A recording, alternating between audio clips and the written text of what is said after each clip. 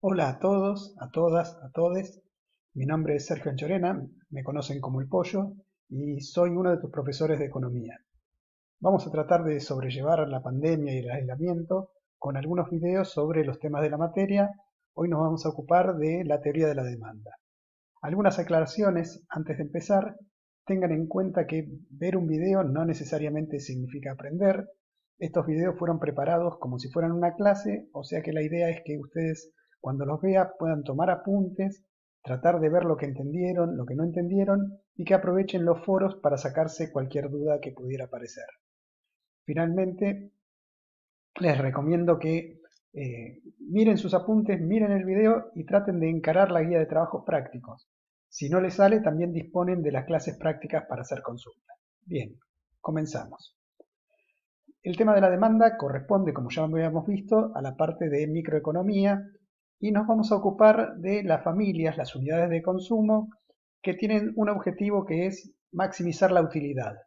Como habíamos dicho, esto de maximizar la utilidad es tratar de satisfacer sus necesidades de la mejor manera posible, sujetas a ciertas restricciones. Recordemos que las familias participaban de dos mercados, del mercado de factores y del mercado de bienes y servicios. En el mercado de factores era como obtenían su ingreso. Este ingreso, o sea, lo máximo que podrían gastar, es lo que llamamos una restricción presupuestaria, y sobre la base de sus necesidades con este ingreso se dirigen al mercado de bienes y servicios para demandarlos y hacen su gasto total en consumo comprando diferentes bienes y servicios. Eso implica que las familias necesitan hacer algo que llamamos un plan de consumo, esto es, decidir cuánto adquirir de cada tipo de bien. Lo que llamamos la función de demanda trata de responder a la pregunta de qué depende la cantidad demandada de un determinado bien. Esa función de demanda trata de explicar qué cantidad de un bien está dispuesta a adquirir una unidad de consumo, una familia, en un determinado periodo de tiempo. Eso significa, la alusión al tiempo, que es una variable flujo. No tiene sentido preguntar cuánto vas a adquirir de determinado bien si no aclaramos con qué periodicidad o en qué tiempo. Otra cosa son las variables stock, que se refieren a la cantidad de algo que hay en un determinado momento. Las variables flujos se refieren a ciertos valores que se repiten periódicamente. Por ejemplo, cuánto tengo en mi cuenta bancaria de dinero es una variable stock. Cuánto gano por mes por enseñar en la universidad es una variable flujo. Yendo a la cantidad demandada de un determinado bien, esto nos va a resultar bastante fácil porque somos consumidores y trata de explicar cómo tomamos nuestras decisiones.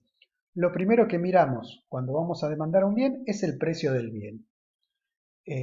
Eso nos hace decidir si lo compramos, no lo compramos, cuánto compramos, pero eso lo tenemos en consideración con otra serie de elementos que también nos ayudan a tomar la decisión, y estos son los precios de los bienes relacionados, en particular los precios de los bienes sustitutos en la demanda y complementarios en la demanda, que ya hemos visto que son en la primera parte de la materia, el nivel de ingreso que tenemos y otros elementos como el gusto, la moda, la publicidad y etcétera. Sobre el etcétera vamos a hacer alguna aclaración después.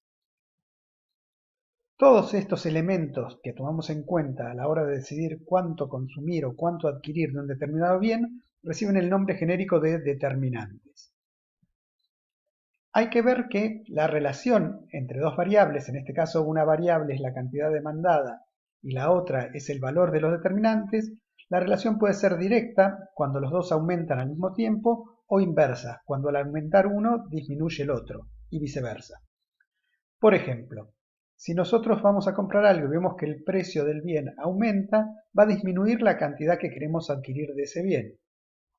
En el caso de los sustitutos, la relación es directa. Si aumenta el precio de los sustitutos, vamos a querer comprar más de este bien y menos del sustituto, ya que los dos satisfacen la misma necesidad. En el caso de los complementarios, la relación es inversa. Siendo que los bienes complementarios se consumen juntos para satisfacer la necesidad, funcionan de la misma manera que el precio del bien, ya que estamos viendo el precio de la satisfacción de la necesidad para la cual necesitamos los dos bienes. El ingreso lo vamos a dejar de lado por un momento y es obvio que si nos gusta más determinado bien o ese bien se pone de moda o hay una publicidad exitosa para este bien, vamos a querer comprar más cantidad de ese bien. Respecto del ingreso, la respuesta es depende. Si es un bien normal o un bien superior, cuando aumenta nuestro ingreso, estamos dispuestos a adquirir más de ese bien. Pero si es un bien inferior, al aumentar nuestro ingreso, vamos a querer adquirir menos del bien inferior y más del bien superior. Recuerden siempre que en el caso del ingreso, ¿cómo afecta el consumo de un determinado bien? La respuesta es depende. Otra observación respecto del ingreso es que hablamos de lo que llamamos el ingreso real. Esto significa el poder adquisitivo del ingreso. Por ejemplo, mi ingreso real es menor del año pasado, aun cuando mi ingreso nominal, la plata que cobro, es más alta por dar clase en la universidad. ¿Por qué es eso? Bueno, porque la inflación fue más alta que mi aumento de sueldo. El ingreso real es una medida del poder adquisitivo y el ingreso nominal dice simplemente cuánto dinero cobramos y no la capacidad de comprar que tenemos con ese dinero. Como tenemos una función con muchas variables, se utiliza un supuesto simplificador, después se saca para ver qué pasa cuando uno lo saca, que significa suponer que hay ciertas variables que no cambian mientras estamos analizando el tema. Ese supuesto se llama ceteris paribus y significa algo así como suponiendo que todo esto no cambie.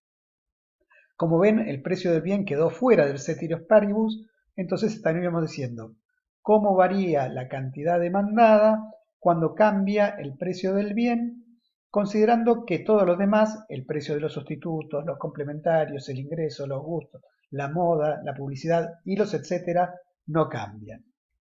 Retomando la idea de los etcétera, pueden aparecer otros elementos como la calidad del bien, los cambios en la calidad del bien, las preferencias del consumidor y otras como los cambios de necesidades. Por ejemplo, ahora estamos más dispuestos a adquirir barbijos que antes porque hay un elemento externo que es la pandemia que nos hace demandar ese bien, cosa que antes ni se nos ocurría.